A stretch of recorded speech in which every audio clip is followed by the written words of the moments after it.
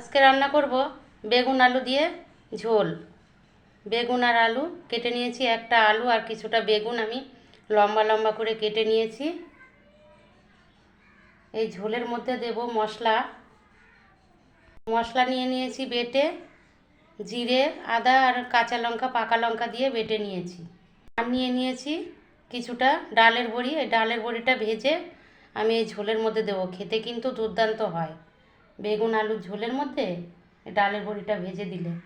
তোমরা দেখতে থাকো, প্রথম থেকে শেষ পর্যন্ত দেখতে থাকো। কড়াইয়ে দিয়ে দিয়েছি তেল, বড়িটা ভেজে নেব।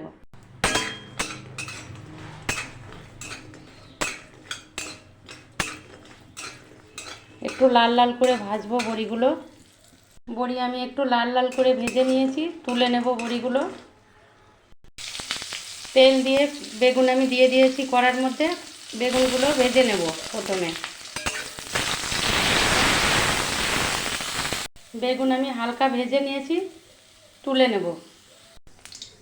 জিরে আর কালো জিরে আর সাদা জিরে দিয়ে দিয়েছি। আলু দিয়ে দেব।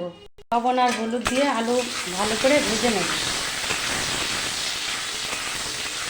এইভাবে রান্না করলে এক থালা ভাত নিমিষেই খাওয়া হয়ে যায়। গরম গরম ভাতে তো কোনো কথাই নেই। তোমরাও এইভাবে রান্না করে খেয়ে দেখবে, খেতে কিন্তু খুবই ভালো লাগে। আলু ভাজা হয়ে গেছে, মশলা দিয়ে দেবো। মশলার সাথে আমি লবণ হলুদ দিয়ে দিয়েছি, ভালো করে ভেজে নেব।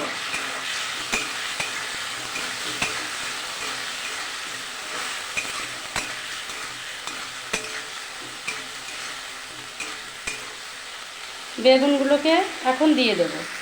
বেগুন দিয়ে ভালো করে কষিয়ে নেব, আলু বেগুন একসাথে।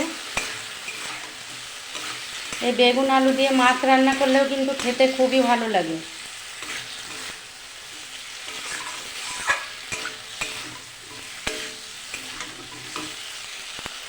কষানো হয়ে গেছে, জল দিয়ে দেব।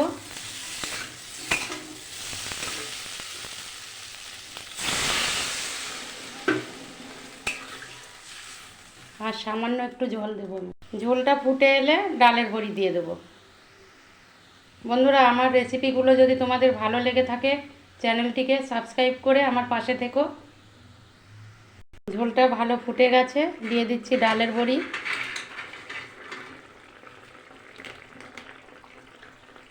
কিছুক্ষণ ফুটিয়ে নেব। ডালের বড়ি দিয়ে দিয়েছি। আলু বেগুন বড়ি দিয়ে ঝোল হয়ে গেছে, আমি একটা প্লেটের মধ্যে তুলে নেব। আলু বেগুনের ঝোলটা তোমাদের কেমন লাগলো ডালের বড়ি দিয়ে অবশ্যই কমেন্ট করে জানিও। আজকের মতো এই পর্যন্তই, দেখা হচ্ছে পরবর্তী ভিডিওতে।